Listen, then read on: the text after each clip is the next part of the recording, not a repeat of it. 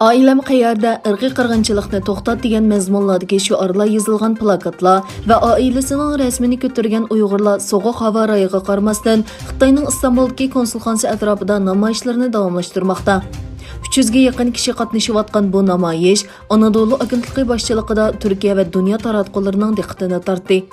Shuning bilan birga Germaniyaning Myunxen shahrida Dunyo Uyg'ur qurultiyi rahbarligida Xitoy konsulxonasi oldida 3 oylik namoyish boshlandi. Yaponiyada o'tkazilgan namoyishda muxbirlar va ommaga Sharqi Turkistonning navbatdagi vaziyati va Xitoyning rayondagi bostirish va qirg'in qilish siyosati tonishtirildi. Qozog'istonning Olmatodagi konsulxonasi oldida Sharqi Turkistonlik qozoqlar oila a'zolarining rasmini ko'tarib Xitoyga qarshi namoyish o'tkazdi. Norvegiyaning Oslo shahridagi Uyg'urlar sovuq havo rayiga qaramasdan Xitoyning Oslodagi elchixonasi oldida namoyishini davomlashtirdi.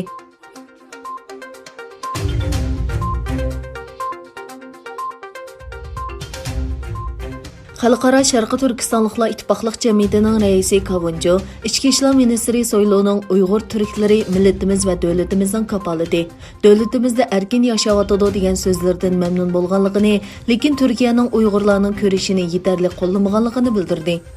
Hech qanday Sharqi Turkistonlikning Xitoyga qaytarilmaydiganligiga ishonganligini aytgan Kavunjo, lekin Turkiyaning Xitoy bilan imzolagan jinoyatchilarni qaytarish kelishimi butun dunyoda irqiy qirg'inchilik bilan ayblanayotgan Xitoyni oqlaganlik bo'lib qoladi dedi.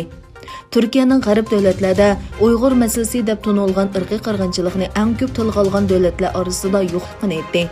U Sharqi Turkiston masalasining Turkiyada hukumatning to'sqinligiga uchraganligini tilga olib, Uyg'urlarning Anqara va Istanbuldagi Xitoy konsulxonasi oldidagi namoyishlari to'sqinlikka uchirdi dedi.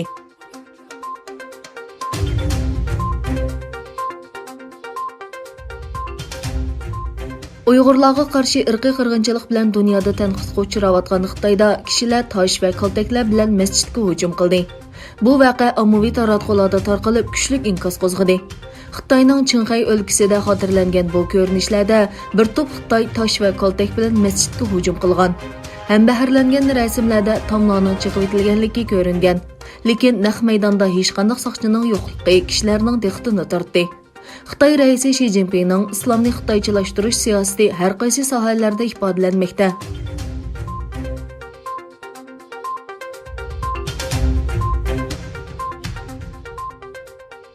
Turkiya prezidentining aloqa ishlari mas'uli Faxriddin Altun Xitoyning Anqarada turishliq bosh elchisi Liu Xiaobin bilan ko'rishdi.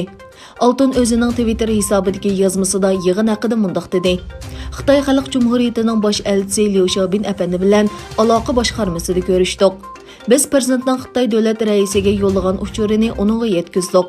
Xiaobin afandi bilan COVID-19 haqida ikki taraflik munosabatimizni muzokara qildik.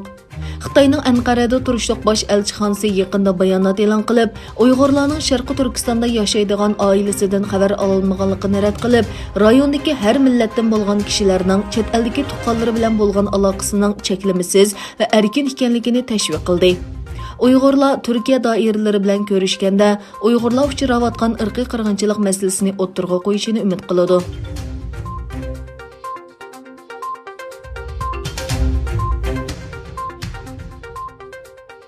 Myunxen bexatarlik yig'inida Amerika qaytib keldi. Atlantik okeandan halqagan ittifoq qaytib keldi degan uchurni ham baharlagan Amerika prezidenti Joe Biden Xitoy va Rossiyaga qarshi ittifoq haqida to'xtaldi.